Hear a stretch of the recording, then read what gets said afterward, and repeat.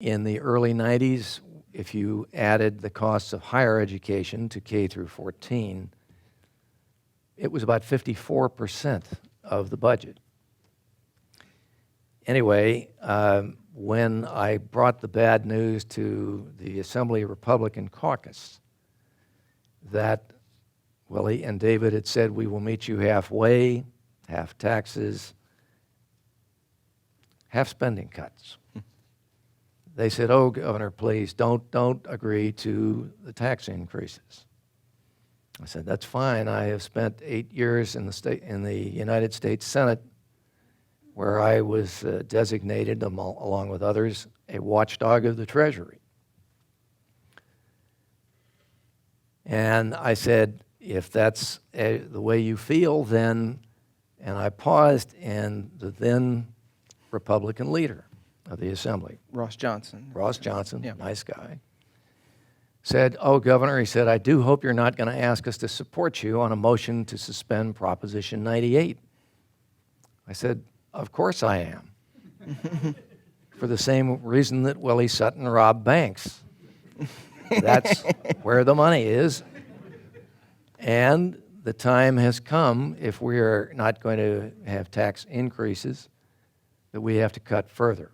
So yes, I'm going to ask, and I'm going to ask right now, let me see by a show of hands, how many of you born-again tax fighters are willing to do that? And in that caucus of 33, one hand went up. Whose was that? It was the tall, rather distinguished-looking, nice-looking man from Orange County. He has a French name. Wow. Before our time.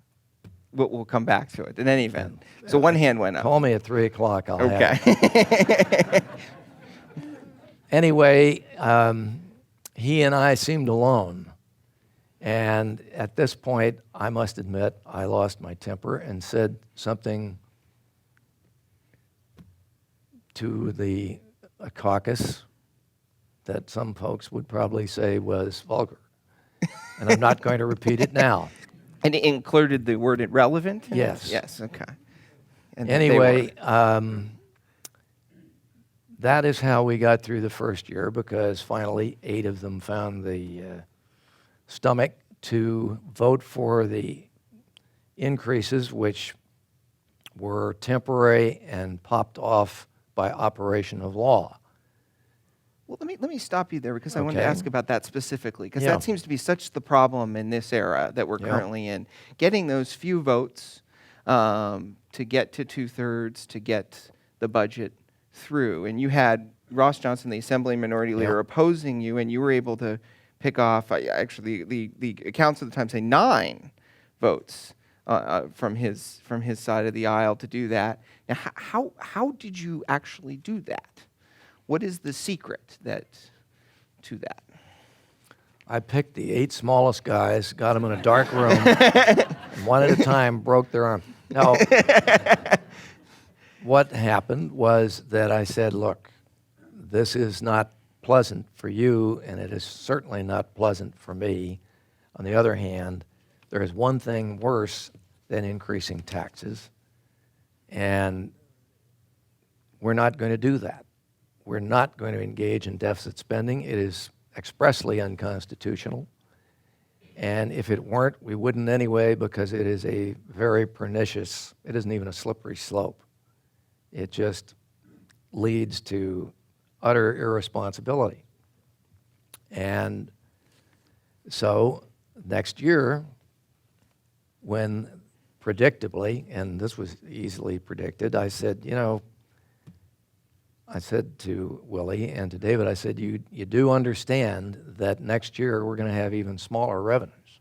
They said, why? What are you talking about? And I said, by increasing taxes, we are not encouraging economic growth. And by the way, that's something that we're going to have to do that has not been going on. And this state has a terrible business climate. I've got a drawer full of letters from people saying, I'm a native Californian. I started my family in Glendale. I started my small business there. I am writing you from Waco or Yuma or Eugene, Oregon, because I could no longer make a go of it in California. The taxes were too high. The costs of doing business were too high. The regulation was excessive, and it was a hidden tax. The workers' comp system was killing me. Roofers were paying 50 cents premium for every dollar of payroll. And in fact, I had a big argument with Willie and David the first year. I said, we're going to have to fix workers' comp. And they said, Governor, that's not a budget issue. And I said, everything is a budget issue.